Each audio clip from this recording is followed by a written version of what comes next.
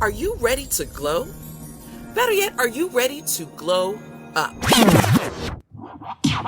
Tune into the Glow Up with Shania Ellis show every Saturday on YouTube at 7 p.m. and streaming live on iWorship 96 Radio every Wednesday at 7 p.m.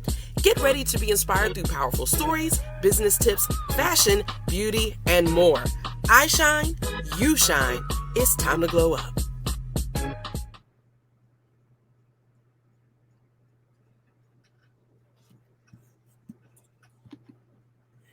Hello, hello. Welcome to season 3 and another powerful episode of the Glow Up with Shania Ellis.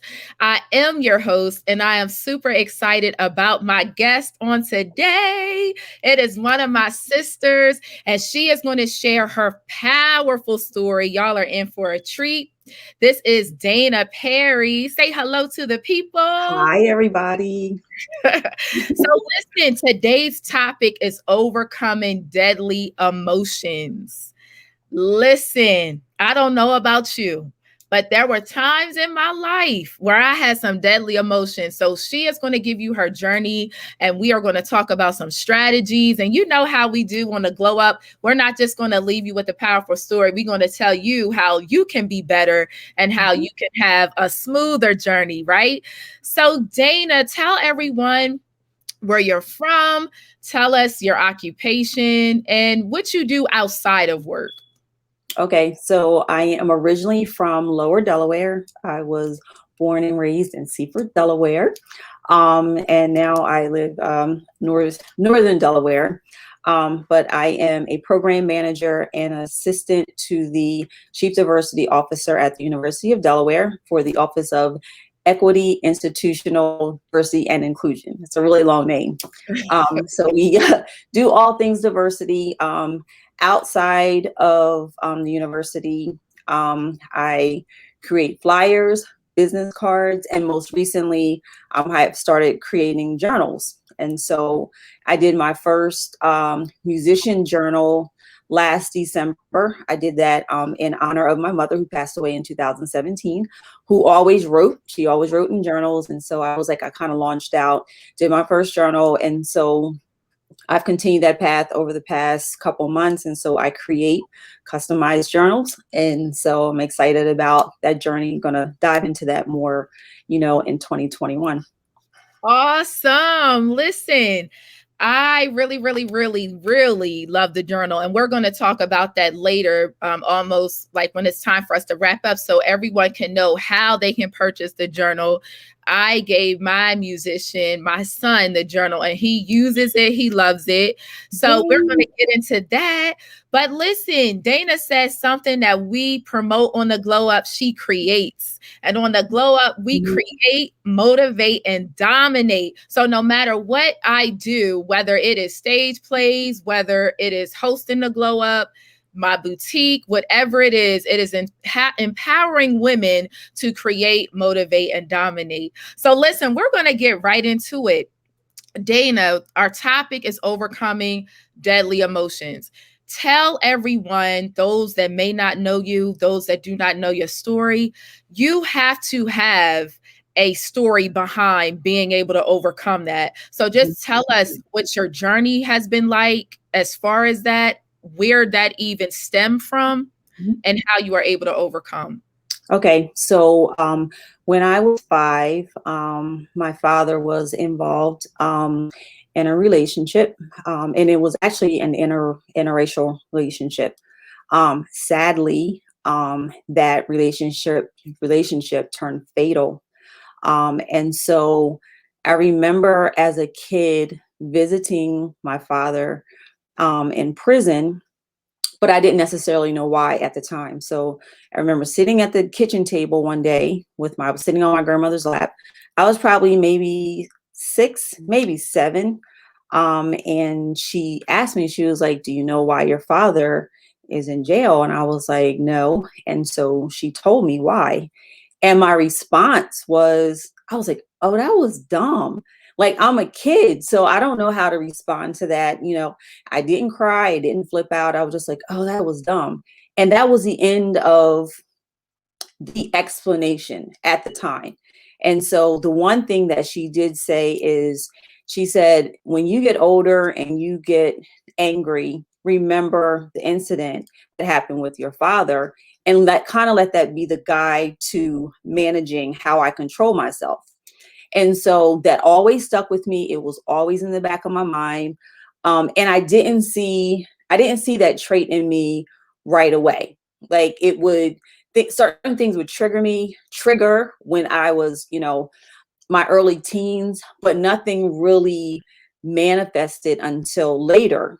And so I remember there were a few incidents in school where I like totally flipped out. I mean, it was like crazy. And like when I think about it now, I'm like, oh my gosh, I really, really snapped out. Like I went clearly off. And I still kept it in the back of my head and the back of my mind, like I gotta keep it together. I gotta, stay in control of whatever it is that I was feeling. But during those moments, I would completely flip. I remember being in school. I was in high school one day, and one of my classmates kept picking with me. Like every day, she just kept picking and picking and picking and picking. And I had it. One day, she made me so angry. I went in the classroom and I flipped the desk. And I was so small. I was really tiny then. And I took it and I just flipped the desk and I was just like, leave me alone, And so I like totally went off, but I didn't really acknowledge at that time that I like got a temper issue. I'm just thinking she's messing with me and I want her to leave me alone. So that is how I interpreted what I was, feeling. So I got through high school.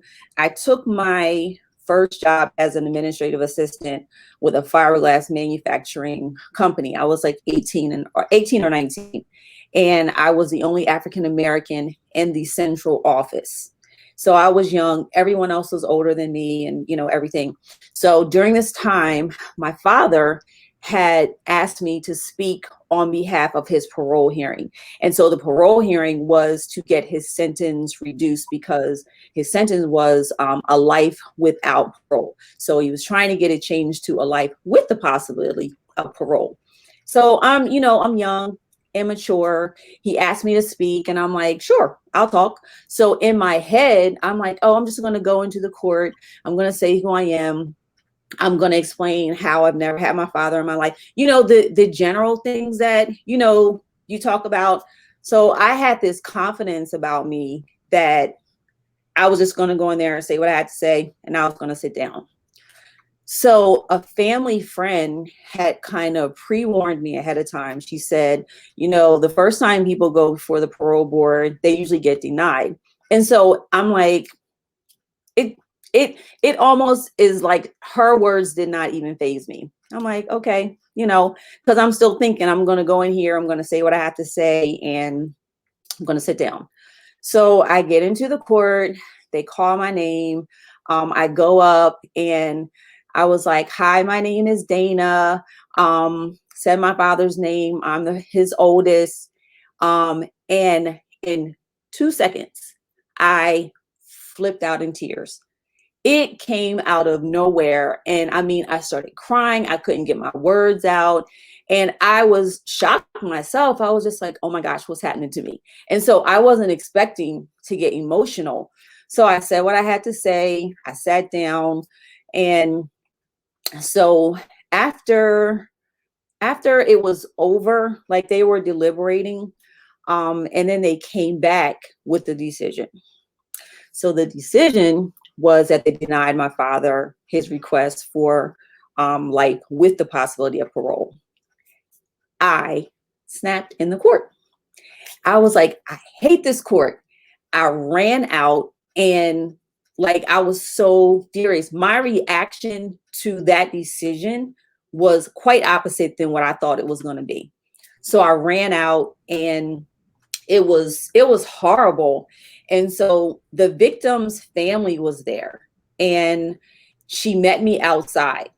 And so wait, before you go into that, because I want to hear this. I've never heard this story before. So listen, tell us, because people looking at you, people that know you, they see the sweet, quiet, reserved Dana. She the comical, lighthearted Dane, small in size. But we are hearing about the Dane that flipped over, the Dana Perry that flipped over the desk in school. And then in the courtroom, you just had had an outburst and you had to get out of there. So what would you say, what does it take for you, before we get into what the victim's family talks to you about, what does it take for you to bring yourself back from going from 0 to 100? So I had to get it out. So, Okay. And that is the wrong mechanism to use, because you don't know the extent to getting something out. Right. At any given time that I flipped out, I could have blacked out and went crazy and ended up in a situation similar to my father. So for me, as I got older, I had to learn how to diffuse myself. I would walk around, I'm breathing real heavy, and I'm just clutching my hands, and just it's such an experience for me. And I'm just oh my gosh, it's an absolutely horrible feeling at the moment. It's almost liberating, but at the same time, I'm out of control. I'm just totally out of control, but I feel like I need to get it out. That's the only way that I can express what I'm feeling at the time. I got you, because I've been there before. It's like a buildup, but once you get it out, you feel better. It's just the aftermath of what you have done or said in the getting it out. So you have to find healthy ways in which to do it. So bring us back. Okay, so you said you had this outburst, you ran outside the court, and the victim's family met you there because you weren't expecting to react this way. No, so not at all. What happened from there? So out of the relationship that my father had with this, woman, there was a child. So I have a sister. By this, out of that union came, one of my siblings. And so her aunt was there. She was there. My sister was there. It was my first time seeing them. And so the aunt felt sorry for me, and she was just I am so sorry. It was an awkward moment, because she could have been angry with me. And I'm sure because of what happened, she was angry, but she had compassion toward me, toward what I said, toward my emotions. And so she said to me, she was anytime you want to see your sister, we can make arrangements, we can meet up so you can get to know your sister. And it was just a really awkward moment for me. And I was okay. But in the back of my head, I'm thinking, I'm not meeting them nowhere. I'm if I meet them somewhere, I don't know what they're going to do to me. So it was all these crazy emotions going on in my head, but yet I wanted a relationship with my sister, So fast forward, we move. I get past the anger. I get past all those things that I was feeling. So I go home that night. And this is when someone called. They called my grandmother, and they were just turn the news on. They were Dana's on the news. And she was what? So we had just, that was when the news came on at 7:00, and it came on at 11:00. It was the local news. So we missed it just by the hair, just right by the very end. So I stayed up, at 11:00 at night. I stayed up and watched the news. So they were doing the local news. Then out of the blue, here comes a story about my father, about the parole hearing that day. So they were nothing was more moving than a testimony from his daughter, Dana. So here I go. I am on the local news. So up till now, if you didn't know me, if you didn't know my family, you weren't able to associate me with my dad because we had different last names. And so you couldn't really readily identify me versus my dad. So it's on the news. I'm plastered across the local TV, crying in the court, all of that. And so I felt so exposed. I felt embarrassed. I felt exposed because up until then, that was like a personal secret for me. Like I didn't readily go around saying, oh, guess what my dad did? No, it's a very, very sensitive topic and a very sensitive area for me. And it still is. And so the last thing I wanted to happen was to have that blasted across the TV. So I'm processing all of this. Mind you, I'm like, I think 17, 18 or 19. So I go to work the next day. I walk in work and there are floods of, Dana, I am so sorry. We are so sorry this happened. Is there anything we can do? Now, mind you, they're showing me all this compassion. Internally, I was so angry. I was furious, like, because of the decision. Like, there was an array of emotions going on with me at the time. And I'm like, I didn't know how to handle it. I was young. I did not know how to handle it. And so I spent most of the day at work internalizing everything that happened, because I'm like, I feel naked, I feel bare, I feel exposed, I feel all of that. That particular time, I didn't act out because I couldn't. I'm at work. You know, I didn't want to lose my job, but I was so furious inside because I just felt exposed.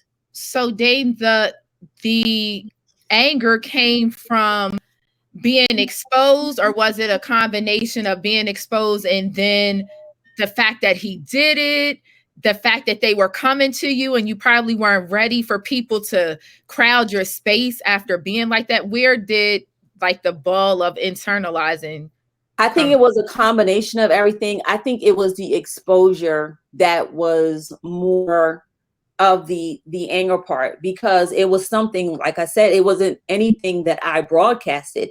That's a very, very sensitive area, because I never wanted to be identified with what my father did. You know, anybody that knew my father well before me would say, your dad is like was one of like the most quietest people we ever knew. Wow. Like, we had the same teacher in high school, and they were like, oh, we remember your dad. They were like, he was real quiet. He just came into a situation that cost his freedom, but he was athletic. My dad was quiet. When I talk to my dad on the phone now, I can recognize all those characteristics, just a real gentle person. And I'm like, you know, in a moment of seconds, it cost his freedom. And so I have to always keep that in the back of my head. In a moment of seconds, a matter of seconds, my freedom can go based on my reaction and my response. But what happens is things will happen, and, you know, it's not a normal, okay, Dana's upset. No. And it's not something that has happened in my life every day. It's not every week people could say, Dana went off again. No. Very, very specific times in my life, things would happen, and I totally lost it. Like, to the point I just felt out of control. And so I remember the last time I experienced that, something in me broke so much that I said, I'm sick of this person. I am sick of this person, because my nickname, people gave me a nickname that related to that anger side of me. And I said, I'm tired of being this person. I'm tired of this nickname being identified with these moments where I just totally flip out. And I was like, I have to get help. I went into counseling. I was like, I got to get help. I can't be this way. I have 2 children. You know, my son is 24 this year. My daughter will be 12 this year. I don't want that to be in them. I don't want that to be them, you know, and those are the things that, you know, I pay close attention to, even, you know, when they get upset. I'm just like, I have to be careful, because it's a very, very thin line between this joyous person that I really am, and then something in a matter of moments can take me somewhere else. Mm-hmm. Yes, you are. You are. I can attest to that. You are a joyous person, and you typically have self-control. Tell everyone how, because everyone has emotions, right?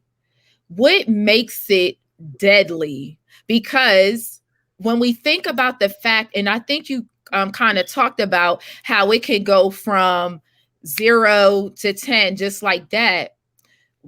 From your perspective or your viewpoint, what do you think? What makes the emotions become deadly when someone should know, okay, you need additional help outside of what you're doing? It's here. It's the thoughts that start going through your mind about how you can resolve this quickly, what I can do. And that's scary for me because I don't have it in me to harm a person like that physically. Like, no matter how angry I've gotten in my life, I would probably, if I had a gun or something, I'd be shaking like this. They'd be like, Dina can't pull no trigger because she's scared, because that's me. It's not me. But when I go into a rage, you'll be surprised at the things that go through your head. Like, I should just do this. It's like a moment of, I have lost all control. I don't even care. Like, at the time, what I want is like, you want vengeance. You just want everything. And so to me, that's when it becomes deadly, because for the most part, I'm in my right mind. But what happens in that moment that I'm not in my right mind, or I allow myself to go so far overboard that I do something that I can't come back from. Right. I take action that I can't take back. To me, that was scary. So when my mind started going ballistic and I was thinking this, that, and the other, like, I literally started shaking. Last time I went through, I started shaking. That was something I think that had never happened to me before, to that magnitude. I was shaking uncontrollably and I couldn't stop shaking. Wow. And so I had to diffuse myself, but I had to diffuse myself by myself because it was the only way. I cried it out. I yelled it out. I screamed it out the best way I could until I got myself to a calm place. Once I got myself to a calm place, I was like, I need help. I need help. And I think it's awesome that you were able to identify that. And, it's a stigma within our community that people don't want to get counseling, or they feel like, I'm just going to go to church and pray it away and that's it. And, let me say this, let me put this disclaimer in. I know that God is a healer. I know that God can change things in an instant. And I also believe that God has placed people here to help us work through things. I really do. But the thing about this is, oftentimes people will see a particular family member and they'll say, oh, they're just like that. They're just like, if they really, really over the hill and they could just go like that, oh, they just crazy. They just like that. And we normalize that instead of saying, okay, we need to get some help. So tell us some ways that people are able to overcome anger. What would you suggest? Rage, deadly emotions. What would you suggest? So the first thing I would say is acknowledge it. Own your truth.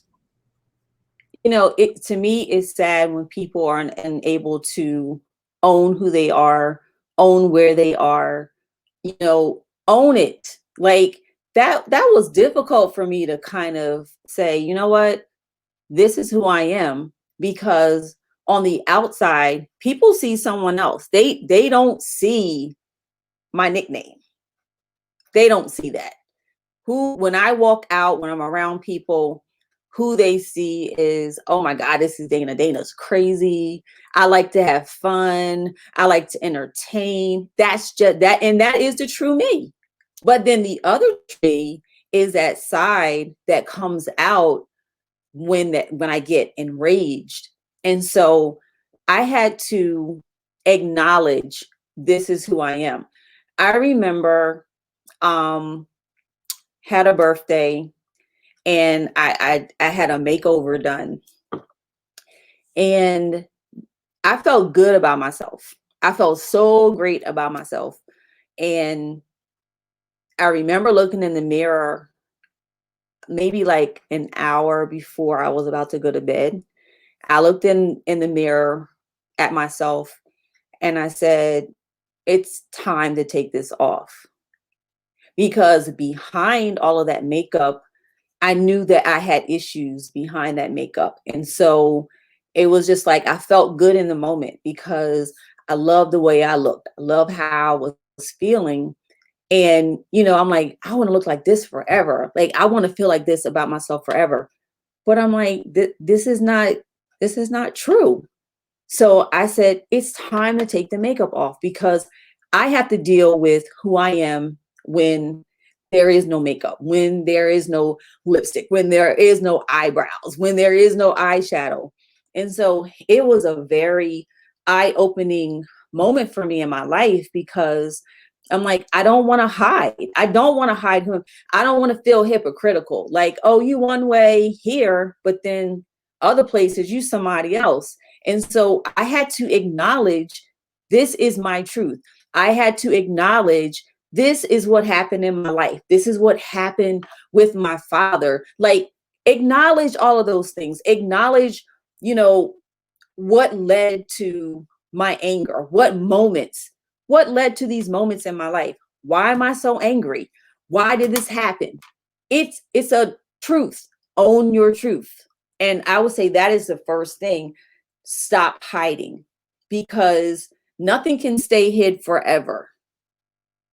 I've learned that. You can try to mask things, you can try to hide things, but eventually those things will come out. Those things will manifest. So my first thing is acknowledgement and owning your truths. I love that.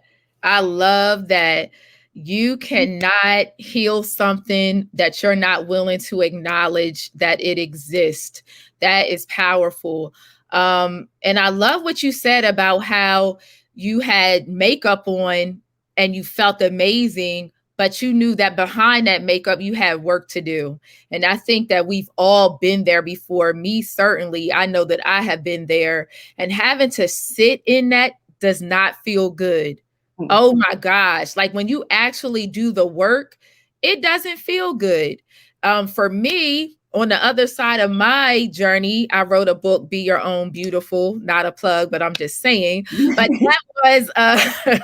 that was something that I said, you know what, this is the final stamp on all of these things, this mess that I tried to conceal, but internally it had me looking in the mirror like, this is not who I want to be. And you develop that inner critic that we know you can't thrive doing that. So thank you so much for your transparency with that. So listen, before we wrap up, this has been amazing. Overcoming deadly emotions. What I want you to tell everybody is about what you have going on, like as far as your journal, how they can purchase it, and where they can go to contact you. So I am on Instagram under D Brit Writes. I'm on Facebook under Dana Perry. Feel free to inbox me on either one of those social media channels. I can give you information. I can show you samples of my work. I can create whatever it is that you need because I am Programs Plus and we're all your business needs.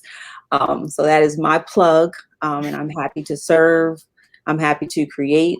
I love serving people because I like putting a personal touch on things. And so that's what I try to specialize in. Awesome. Love it, love it, love it. So listen, on the Glow Up, we play a game. It's for people to get to know the person, Dana, as the woman. Okay. They didn't see you. They know you have overcome, that you've given them strategy on how to overcome deadly emotions. And the thing about it is, like Dana said, because I've watched her journey, she's went through counseling and she's grown tremendously, even in spiritually. I've seen her take things to God, right? and say, this is what the Lord showed me, and I'm going to walk this thing out. So even though she gave you where she was and something that once in a blue she has struggled with, she has came out on the other side of that. And I thank you for being transparent on today. All right. So this game, if you can eat any food every day of the week, what would it be? Bacon.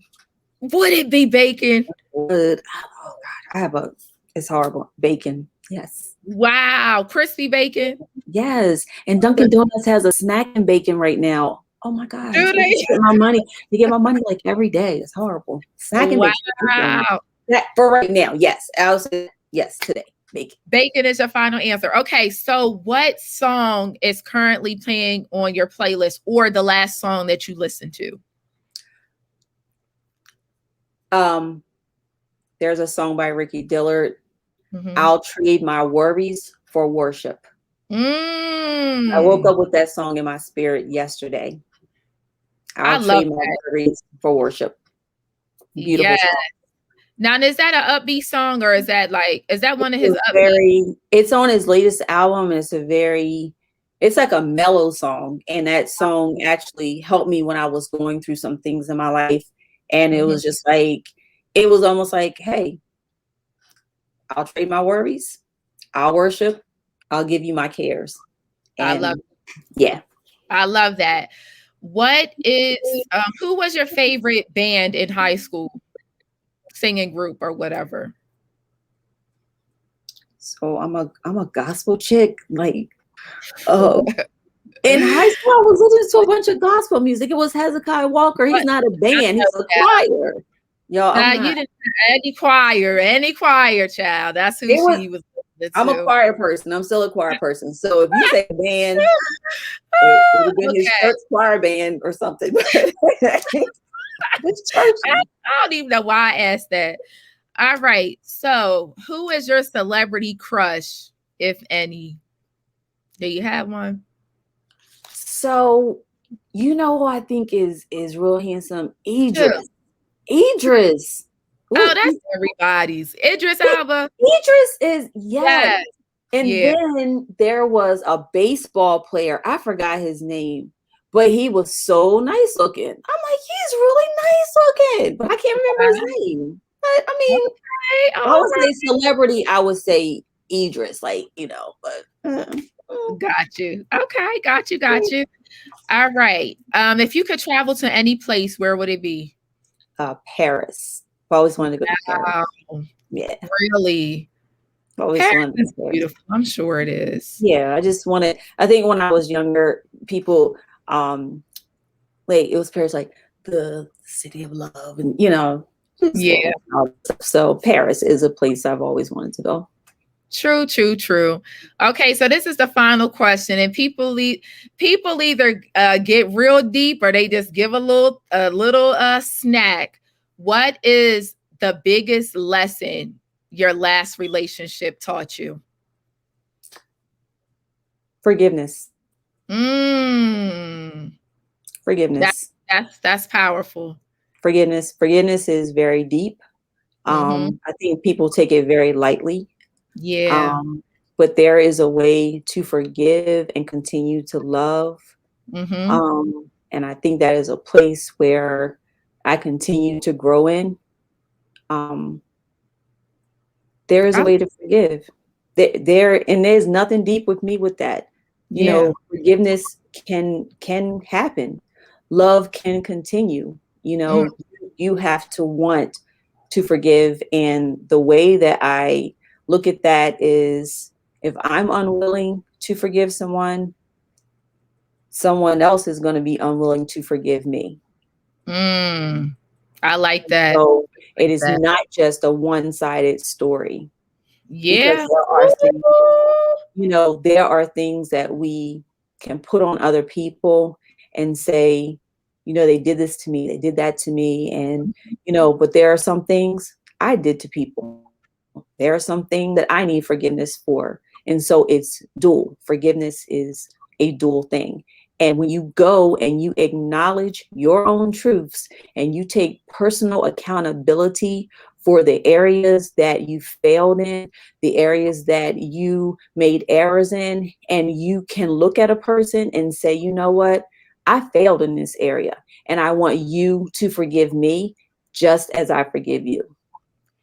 Listen, I done got a whole, it don't take much. That, first of all, that's powerful. But forgiveness, it's not just a one-sided story. I love that. You need to make a book, make that a journal, let people do the work. Put it's not just a one-sided story. The topic is forgiveness. Then on the pages, put some strategies for them to do the work themselves. I love that. Like, that stuck with me. It's not just a one-sided story, because many times when people think of forgiveness, it is forgiving people for what they've done to them. But like you said, it's not just a one-sided story, and we have to open ourselves up to the possibility that we need forgiveness as well. I love it. All right. Thank you, thank you, thank you for being on the Glow Up.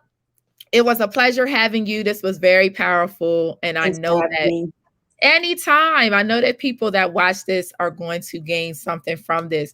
So thank you so much to my guests, and thank you to the viewers for watching. Make sure that you like, share, subscribe to our channel at The Glow Up with Shaunia Ellis, where we create, motivate, and dominate. Until we see you next time, I shine, we all glow up.